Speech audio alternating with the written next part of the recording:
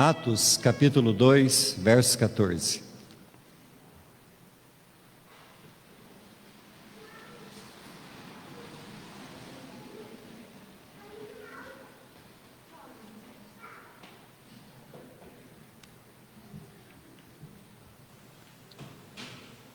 Amém, queridos? Atos 2, 14. Nós leremos até o verso 41.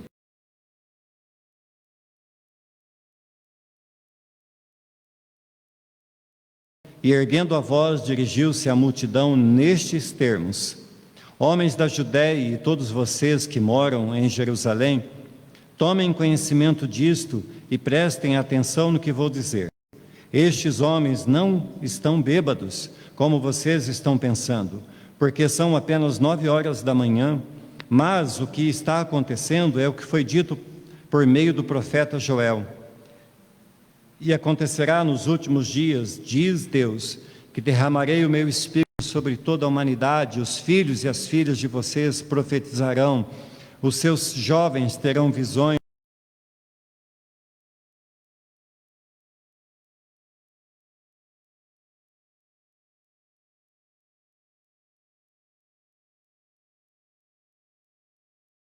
em cima no céu, e mais embaixo na terra, sangue, fogo e nuvens de fumaça. O sol se transformará em trevas e a lua em sangue, antes que venha o grande e glorioso dia do Senhor. E acontecerá que todo aquele que invocar o nome do Senhor será salvo. Israelitas, escutem o que vou dizer. Jesus, o Nazareno, homem aprovado por Deus diante de vocês com milagres, prodígios e sinais, os quais o próprio Deus realizou entre vocês por meio dele. Como vocês mesmos sabem, a este, conforme o plano determinado e a presciência de Deus, vocês mataram, crucificando-o por meio de homens maus. Porém, Deus o ressuscitou, livrando-o da agonia da morte, porque não era possível que fosse retido por ela, porque Davi fala a respeito dele, dizendo: eu sempre via o Senhor diante de mim, porque ele está à minha direita,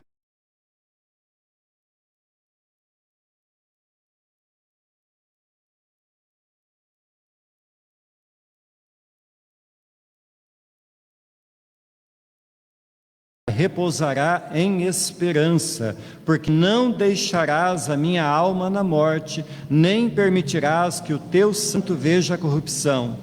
Fizeste-me conhecer os caminhos da vida, e me encherás de alegria. Irmãos, permitam-me falar-lhes claramente a respeito do patriarca Davi. Ele morreu e foi sepultado, e o seu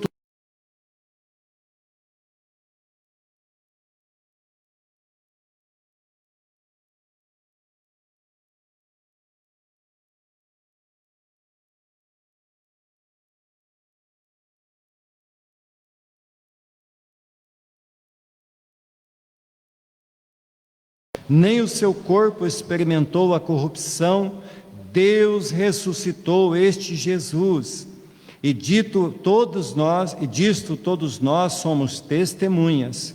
Exaltado, pois, à direita de Deus, tendo recebido do Pai a promessa do Espírito Santo, derramou isto que vocês estão vendo e ouvindo.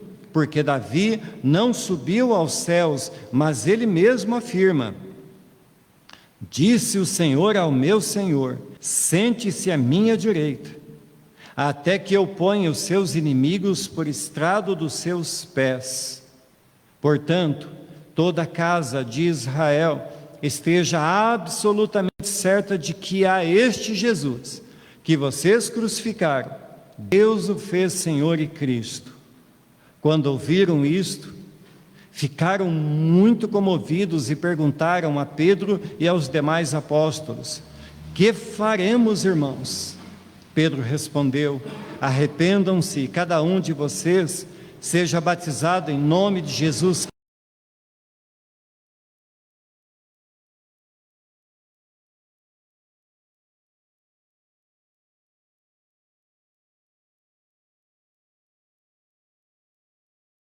isto é, para todos aqueles que o Senhor nosso Deus chamar.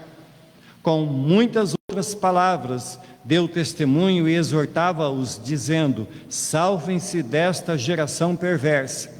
Então os que aceitaram a palavra de Pedro foram batizados, havendo um acréscimo naquele dia de quase 3.000 pessoas. Amém. Bondoso Deus, eu clamo a Ti que o Teu Espírito Santo fale conosco.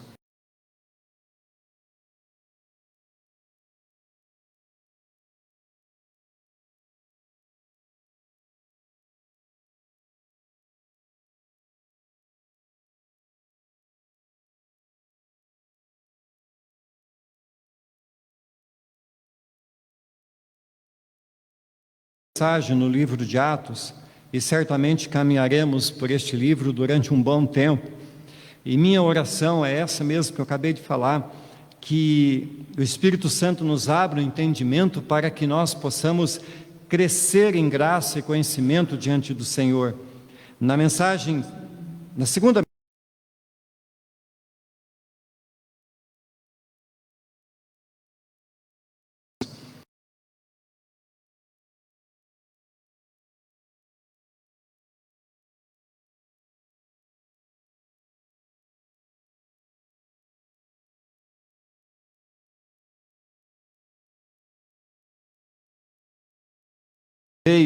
e também que provocou mudanças em todo o mundo, que transformou a vida dos discípulos, que fez notória o cumprimento da promessa de Deus em Cristo.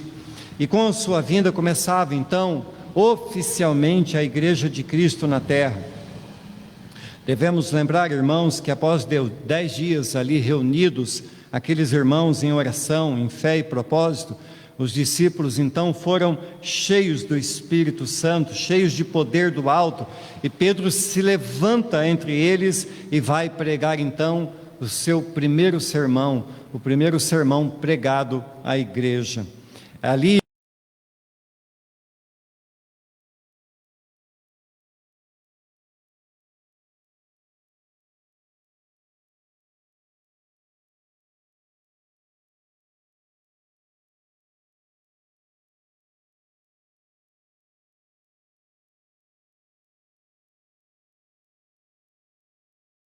sua própria língua materna, mas como vimos também, o Espírito Santo ele agiu maravilhosamente, provocando um grande milagre.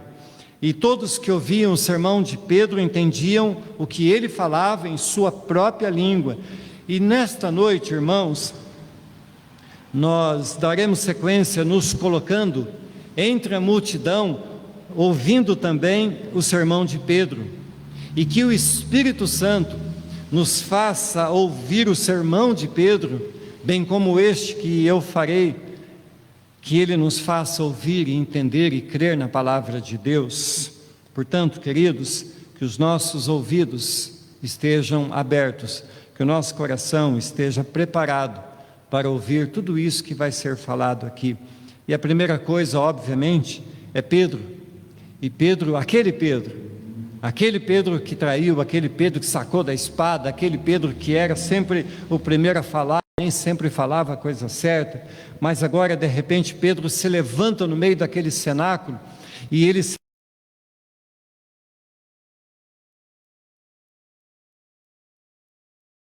agir. Eu falei isso da outra vez, mas sem o agir do Espírito Santo não existe mensagem ou sermão bíblico, apenas uma palestra. Por isso é que Jesus instrui os seus discípulos a que ficassem em Jerusalém, reunidos em fé, em oração e propósito, até que do alto fossem cheios do Espírito Santo. E para entender a razão de Pedro se levantar e começar a pregar àquela multidão, podemos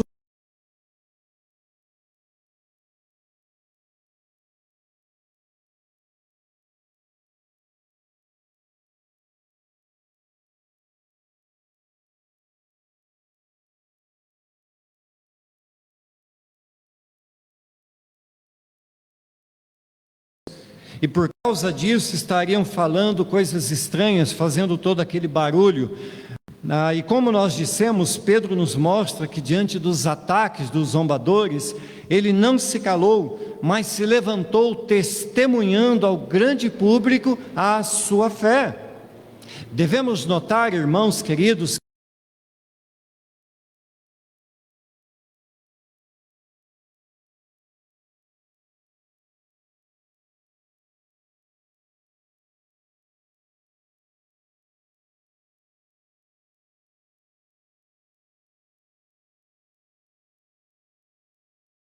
estavam na cidade para participar das festas religiosas.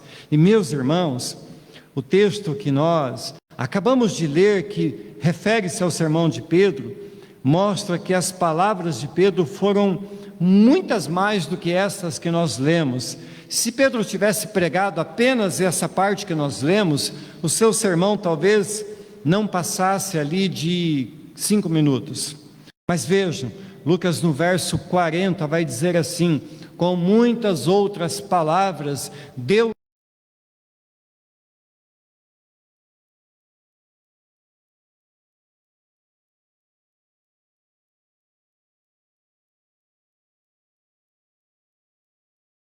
um tempo razoável, testemunhando sobre o Evangelho de Cristo diante de toda aquela multidão. Um teólogo chamado Simon Kistemaker, ele esboça o sermão de Pedro da seguinte forma: Pedro começa explicando o que estava acontecendo no cenáculo, e cita então a profecia de Joel. Depois ele prega o Evangelho de Cristo, referindo-se ao sofrimento, morte, ressurreição e exaltação de Jesus. E por último, ele vai exortar aquelas pessoas todas a se arrependerem e serem batizados. E este irmão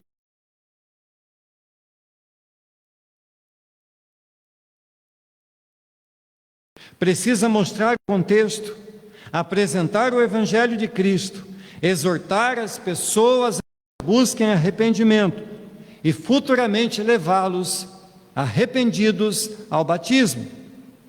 Então, irmãos, essa é e deve ser a sequência de todo o sermão. Pedro,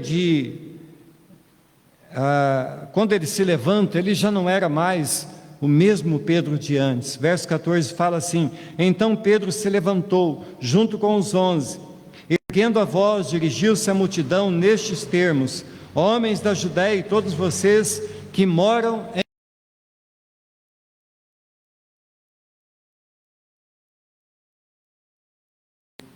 aqui temos diante de nós um Pedro cheio de poder.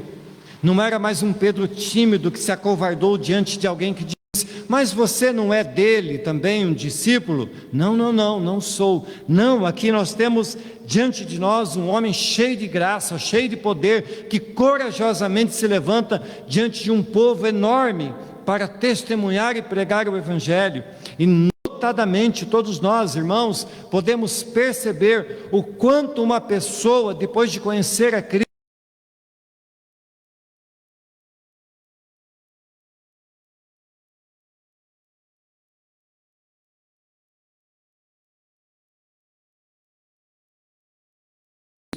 um homem que futuramente, conforme diz a tradição, vai ser crucificado, que não foge, que não se detém, mas que corajosamente enfrenta todos os algozes para defender o Evangelho de Cristo. Lembrem-se, meus irmãos, que a palavra testemunha tem uma íntima relação com a palavra mártir.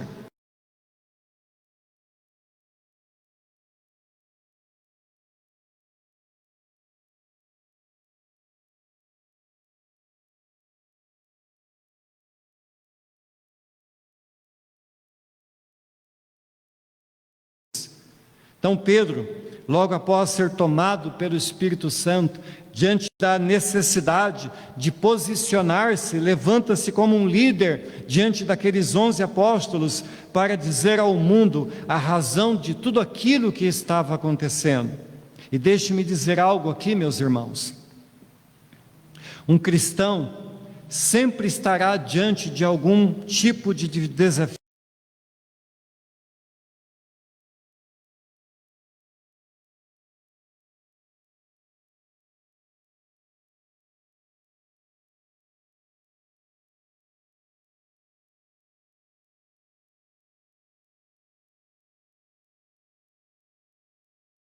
O tempo todo precisando de pessoas corajosas, cheias do Espírito Santo.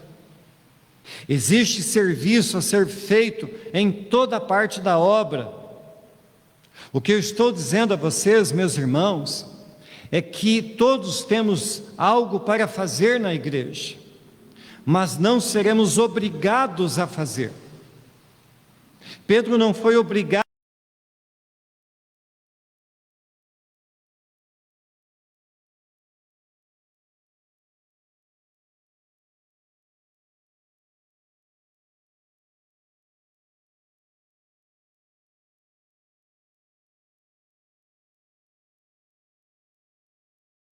de Davi.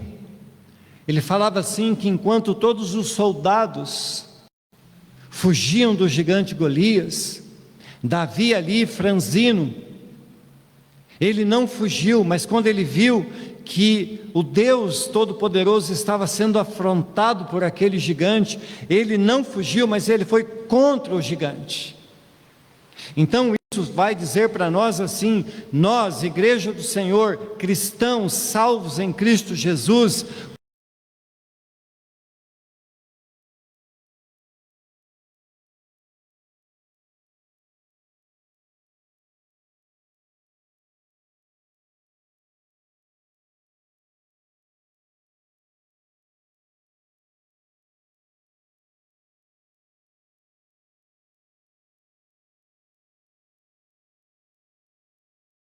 última mensagem, não podemos nos calar diante da afronta do inimigo.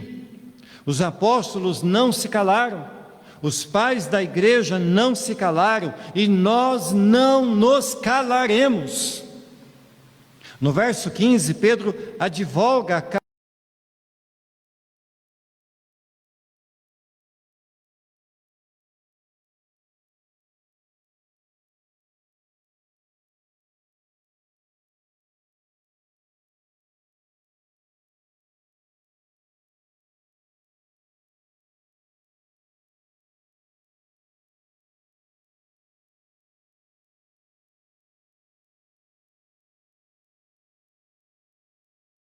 E acontecerá, depois que derramarei o meu espírito sobre toda a carne, vossos filhos e vossas filhas profetizarão, vossos velhos sonharão, vossos jovens terão visão, até sobre os servos e sobre as servas derramarei o meu espírito naqueles dias, mostrarei prodígios no céu e na terra, sangue,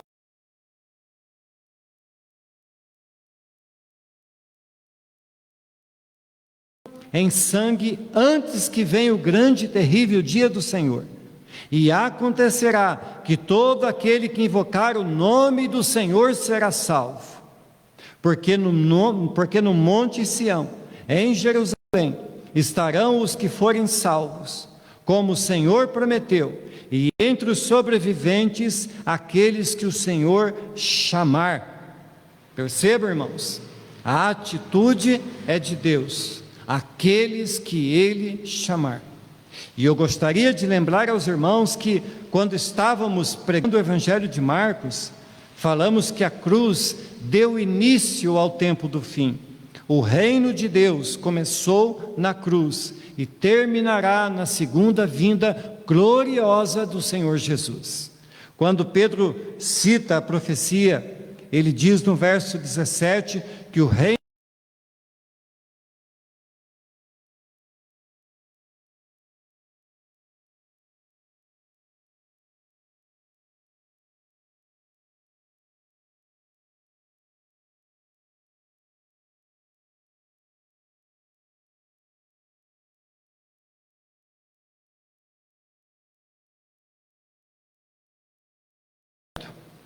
E me permitam, irmãos, perguntar algo aqui.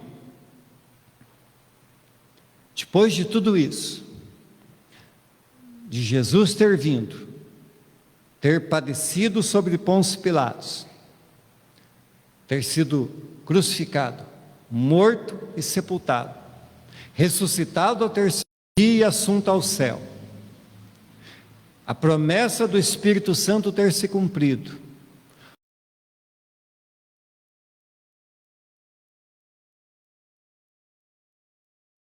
quase todas as profecias do Antigo Testamento apontavam para Cristo. Se a própria lei apontava para Cristo, e Ele já veio, e cumpriu a sua obra totalmente, o que ainda resta acontecer? Por isso, irmãos, é que desde a cruz, o reino de Deus está se cumprindo, está em andamento. E a única coisa que realmente resta acontecer é o que chamamos de parousia, ou seja, a volta de Jesus. Tudo isso que nós estamos vivendo nesse ínterim da cruz, à volta de Jesus, é o reino de Deus em andamento, é o reino de Deus acontecendo. Quando continuamos lendo a profecia de Joel, nós veremos lá no verso, lá de Atos 2, e de Joel 2,30, ele lança um olhar como eu digo isso, ele lança um olhar para o ainda mais longe. Já não era somente para aquele momento que estava acontecendo a vinda do Espírito Santo que Joel apontava, mas para o derradeiro dia.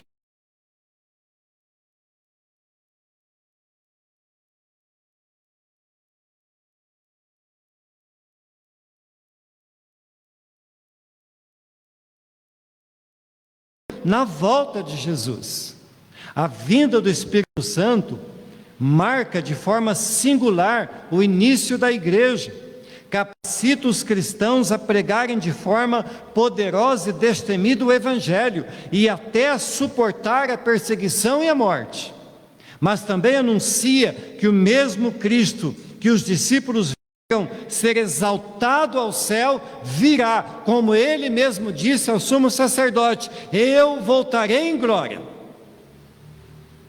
E é nesse tempo, irmãos, antes da volta do Senhor, que haverão grandes sinais e acontecerão no céu e na terra.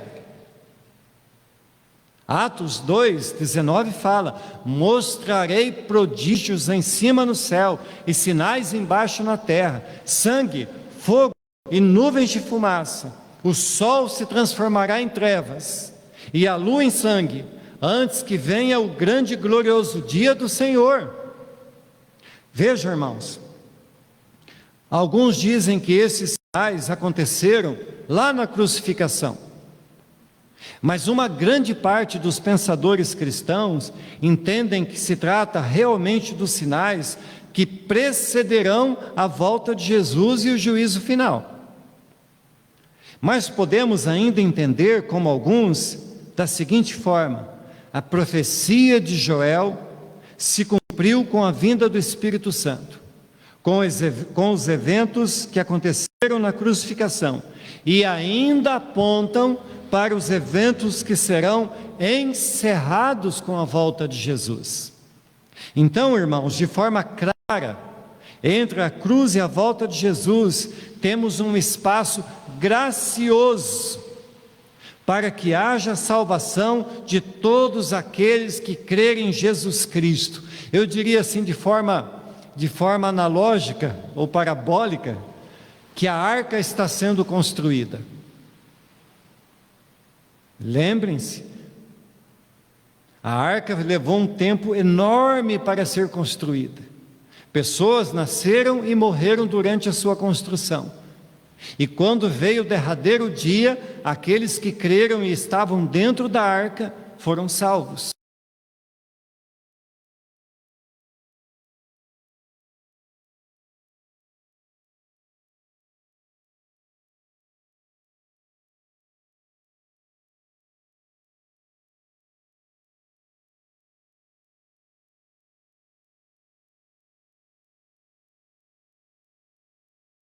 De pregar o Evangelho é este que nós estamos vivendo.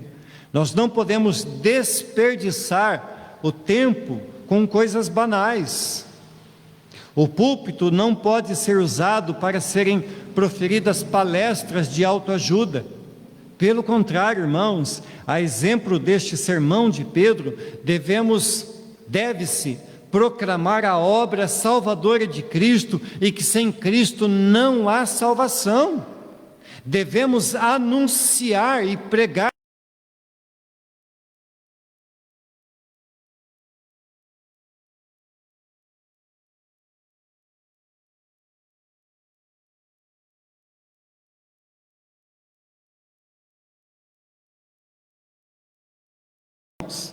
que Cristo não é uma tábua de salvação de última hora. Não pensem os incrédulos que poderão viver uma vida inteira de qualquer jeito, enlameados pelo pecado, e na última hora, sem arrependimento, ficarem gritando o nome de Jesus e serem salvos. Imaginem algo mais ou menos assim. Cabra está lá em cima, no último andar do prédio. Viveu uma vida inteira chafurdando no pecado, ridicularizando os crentes com a Bíblia debaixo do sovaco, falando mal de Jesus. E o prédio começa a pegar fogo e ele está lá em cima. Então ele lembra que algum dia, algum crente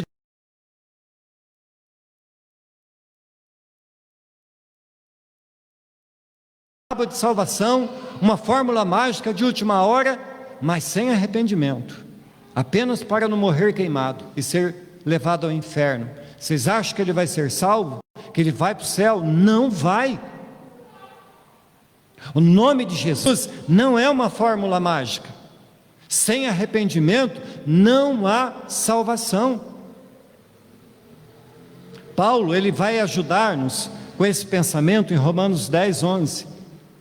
Porquanto a Escritura diz: todo aquele que nele crê não será confundido, pois não há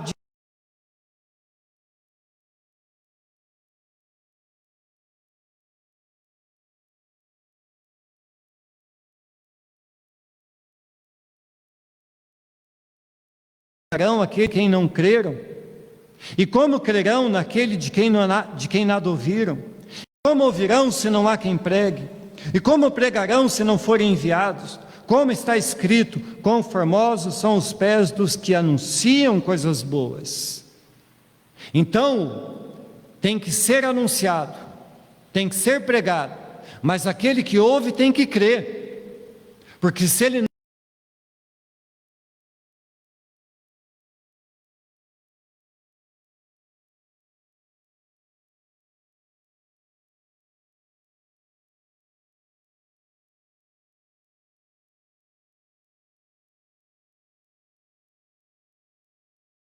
seus salvos ficará para trás. Como disse, esse tempo entre a cruz e a volta de Jesus é o momento propício para de forma oportuna para o Senhor dar aos seus, àqueles que creram, àqueles que se arrependeram, ouvir a pregação do Evangelho, no poder do Espírito Santo, arrependidos, serem salvos. De nada adianta, de forma alguma,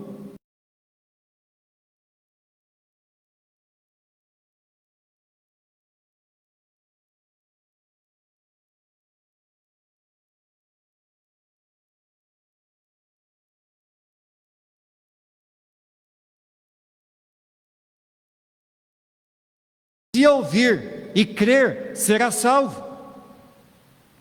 São a respeito destes que Joel está profetizando.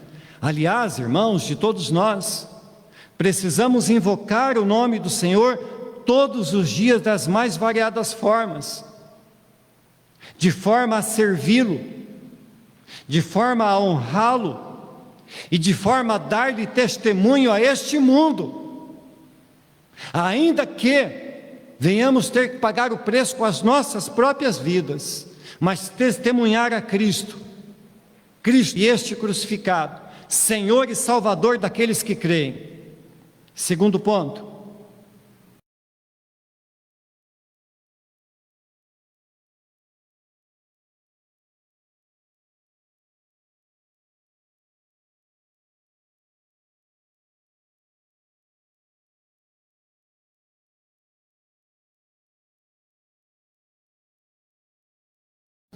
com o vinho, mais do Espírito Santo. E Pedro deixa de lado a profecia de Joel e passa então a anunciar explicitamente o Cristo de Deus. Verso 22 vai dizer: israelitas, escutem o que eu vou dizer. Jesus, o Nazareno, homem aprovado por Deus diante de vocês com milagres, prodígios e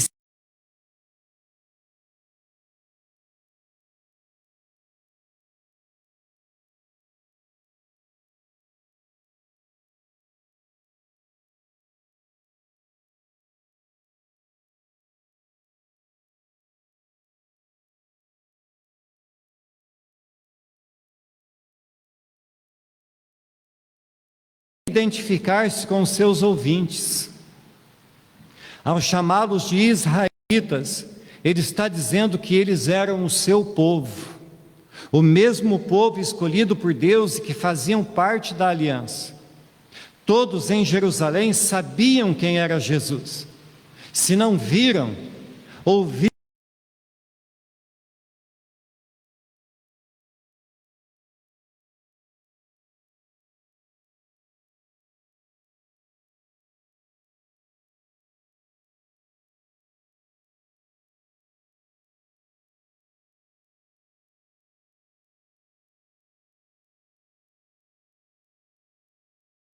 Favor. Pedro, então, irmãos, lança-lhes no rosto de forma direta que eles mataram Jesus. Mas tendo eles visto tudo que Jesus fazia, ainda assim mataram Jesus. Mas ao mesmo tempo, irmãos, para demonstrar o propósito divino e que tudo estava determinado por Deus, Pedro garante que nada aconteceu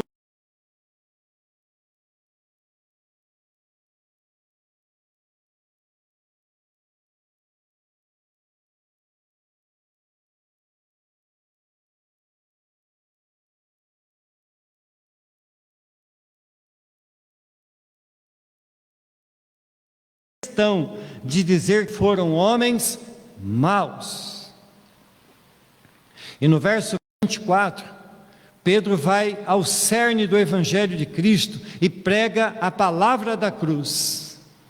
Loucura para alguns, mas salvação para outros, vai dizer Paulo lá em Coríntios.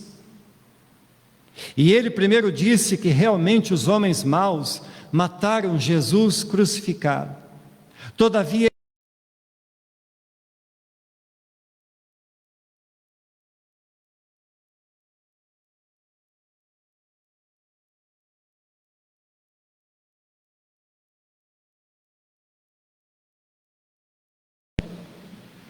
literalmente, irmãos, Pedro está dizendo que Jesus renasceu, ressurgiu como que tirado das dores do parto da morte. Pedro está cheio de poder do Espírito Santo, proclamando, queridos, diante de toda aquela multidão de milhares de pessoas, que a morte não pôde deter Jesus, jamais poderia. E Jesus venceu a morte. Amada igreja,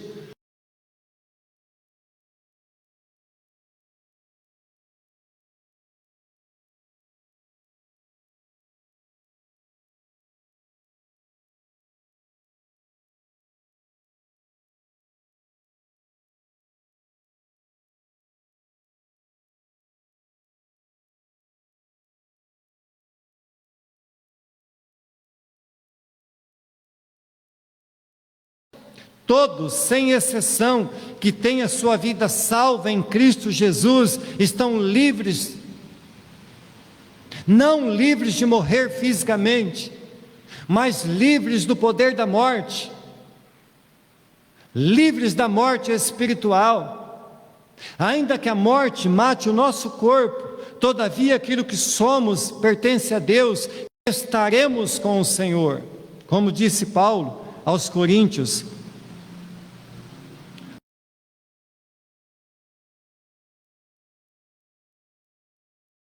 Em exterior se corrompa, Contudo, o nosso homem interior se renova de dia em dia, porque a nossa leve e momentânea tribulação produz para nós eterno peso de glória, acima de toda comparação, não atentando nós nas coisas que se veem, mas nas que se não veem, porque as que se veem são temporais, e as que se não veem são eternas. Queridos irmãos, nossa esperança está posta totalmente em Cristo. Ele venceu.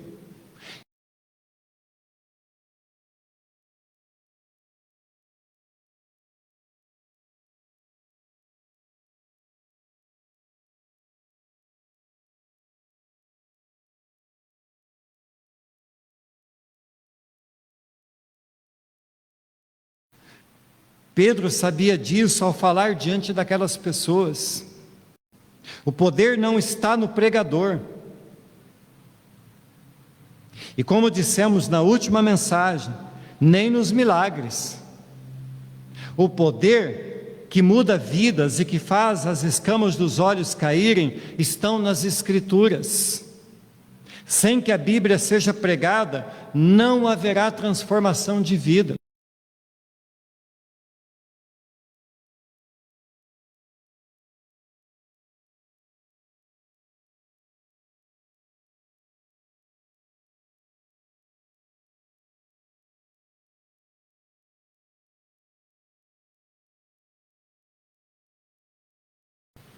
E para isso ele vai citar o Salmo 16, quando Davi profeticamente havia anunciado que a morte não teria poder para deter o seu Senhor. Então ele vai dizer assim, porque Davi fala a respeito dele dizendo: eu sempre vi o Senhor diante de mim, porque Ele está à minha direita, para que eu não seja abalado. Por isso o meu coração se alegra e a minha língua exulta. Além disto, também a minha própria carne repousará em esperança, porque não deixarás a minha alma na morte, nem permitirás que o teu santo veja a corrupção. Fizeste-me conhecer os caminhos da vida e me encherás de alegria na tua presença. Todos, irmãos, todas aquelas pessoas estavam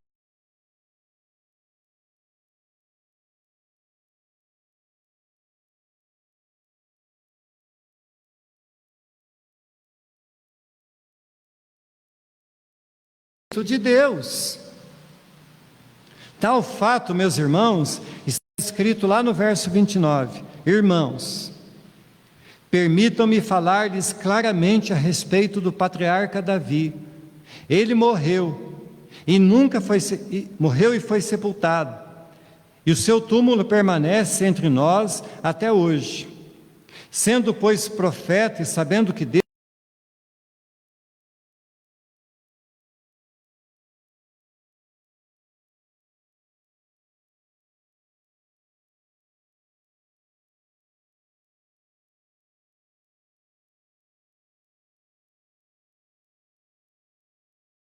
havia morrido e até conhecia o seu túmulo, irmãos. E é justamente nesse ponto que Pedro mais uma vez afirma que Cristo estava vivo. O seu túmulo estava vazio. Verso 32.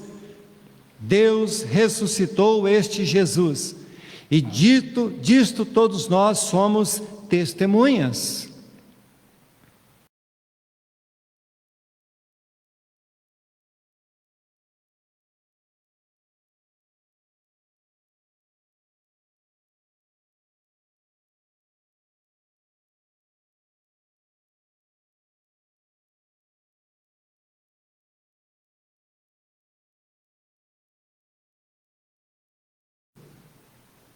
E Ele está vivo, e Ele reina eternamente.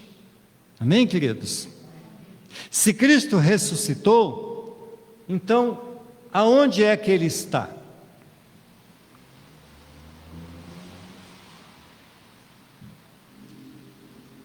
Imaginem, irmãos, que aquele povo estava ouvindo alguém testemunhar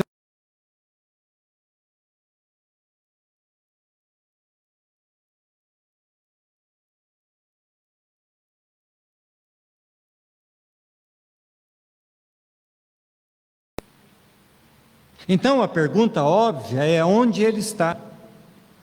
E talvez essa pergunta já tenha passado na mente de algum de nós aqui. E Pedro vai chegando à conclusão da sua palavra dizendo assim, verso 33: exaltado, pois, à direita de Deus, tendo recebido do Pai a promessa do Espírito Santo, derramou isto que vocês estão vendo e ouvindo. Porque Davi não subiu aos céus, mas ele mesmo afirma: disse o Senhor ao meu Senhor, sente-se à minha direita, até que eu ponha os seus inimigos por estrado dos seus pés. Portanto, toda a casa de Israel esteja absolutamente certa de que a este Jesus, que vocês crucificaram, Deus o fez Senhor e Cristo. Queridos, Cristo veio do céu.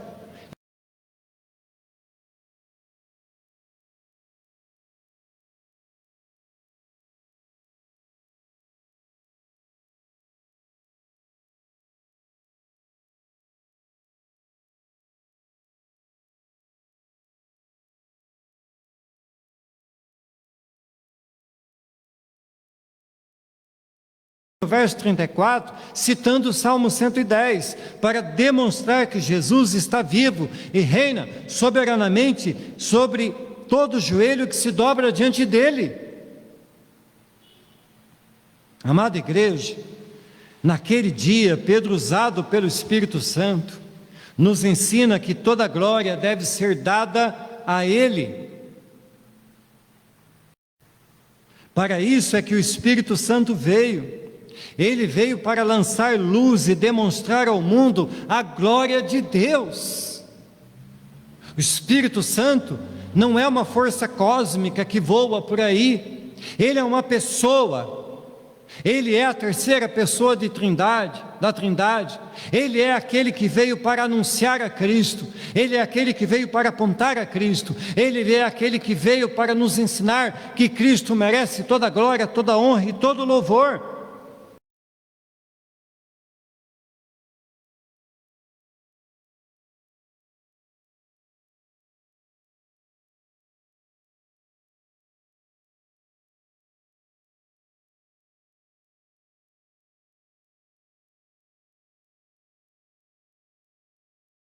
Que esses são os principais pontos falados por Pedro. E notem, meus irmãos, que em momento algum Pedro fez questão de contornar o pecado, desviando-se da verdade, ou amenizando a culpa dos seus ouvintes.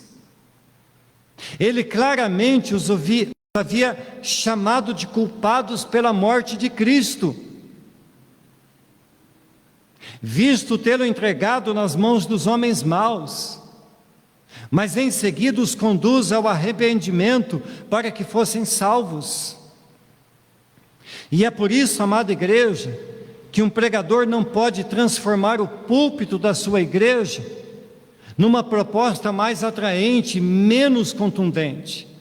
Se do púlpito de uma igreja não for pregado a Cristo e este crucificado, a mensagem da cruz estará sendo jogada na lata de lixo. Pedro pregou claramente e apontou o pecado da multidão. E diz o verso 37, que houve grande comoção e buscavam conselhos sobre o que fazer. Como diz o Nicodemos, Pedro chama aquele povo de assassino e prega-lhes que eles deviam arrepender-se. Então aquele povo vai buscar no pregador o que eles deveriam fazer. Hoje os púlpitos são tomados por pessoas que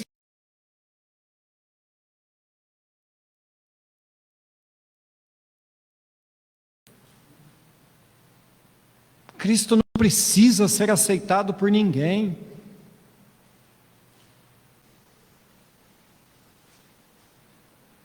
Cristo é preciso, irmãos, que nós, como o fizemos um dia, e por aqueles que ainda não o fizeram, recebam a Cristo, movidos pelo Espírito Santo. Recebam a Cristo, arrependam-se dos seus pecados vivam uma nova e gloriosa vida em Cristo Jesus. A resposta de Pedro foi imediata: arrependam-se, tomem o nome de Jesus para suas vidas e com isso admitam que esse é o mesmo Jesus que haviam entregado aos romanos para ser morto e que agora o recebam como Senhor. Então, arrependidos, sejam perdoados e cheios do Espírito Santo. Veja, irmãos, a proposta de Pedro, ela era um desafio. Um desafio àquele mesmo povo que gritava: crucifica-o, crucifica-o, e que seu sangue caia sobre nós. E agora Pedro está dizendo: arrependam-se do que vocês fizeram, dobrem-se diante dele, recebam como Senhor da sua vida, arrependam-se, sejam batizados. Mas não é porque o batismo ia salvar a vida deles ou dar-lhes o Espírito Santo, mas porque, sendo arrependidos e batizados, eles estavam proclamando: sim, nós o matamos, sim, nós aceitamos que nós somos maus, que nós o entregamos, que nós o demos na mão de homens perversos, nós reconhecemos a nossa culpa, nós nos arrependemos e pelo batismo reconhecemos que Ele é Senhor da nossa vida e que agora vamos servi-lo diante do mundo. E nós veremos nas próximas mensagens que essas pessoas nem quiseram mais voltar às suas velhas vidas, nem voltaram às suas cidades, mas permaneceram ali em Jerusalém. E a Bíblia vai dizer: a cada dia o Senhor acrescentava uma alma àquela igreja, porque eles decidiram viver para Cristo. Mas a mensagem que está sendo pregada nos púlpitos hoje é para amaciar o ego das pessoas. Eu faço questão de dizer, irmãos, que a promessa de Cristo era para todos que fossem chamados pelo Senhor, quer fossem de perto, quer fossem de longe. Nesse dia, as fronteiras do mundo foram arrombadas. Nesse dia o Evangelho de Cristo venceu as distâncias, venceu as fronteiras e começou a ser esparramado pelo mundo. Deus usou as estradas ladrilhadas de Roma para esparramarem as pessoas pelo mundo todo. E Deus usaria a perseguição dos cruéis romanos para esparramar os crentes por toda a terra. Os efeitos da poderosa palavra de Pedro resultariam naquele dia na salvação de 3.000 pessoas. Numa só pregação, a pequena igreja passa de 120 para mais de 3.000. Eu quero terminar essa mensagem convidando a igreja a estar orando e buscando mais por Deus, pelo agir do Espírito Santo, pela revelação da palavra aos nossos corações e pela conversão de mais e mais pessoas, e a ter a coragem, a lembrar-se que dentro de cada um de nós está o Espírito Santo, que nos dá um espírito de intrepidez e não de covardia, para pregarmos o Evangelho, para testemunharmos o Evangelho, para falarmos às pessoas. E também para que, se ainda tiverem irmãos que não foram batizados nas águas, para que estejam tomando diante de Deus essa decisão.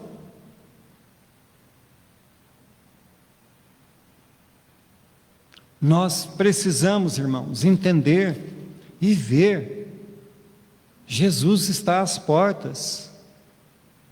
O vírus veio anunciando isso. E haverão rumores de guerras, mas isso ainda não é o fim. Então nós precisamos nos voltar imediatamente a Deus. Já somos salvos, sabemos que fomos chamados por Deus, fomos eleitos por Deus. Amém?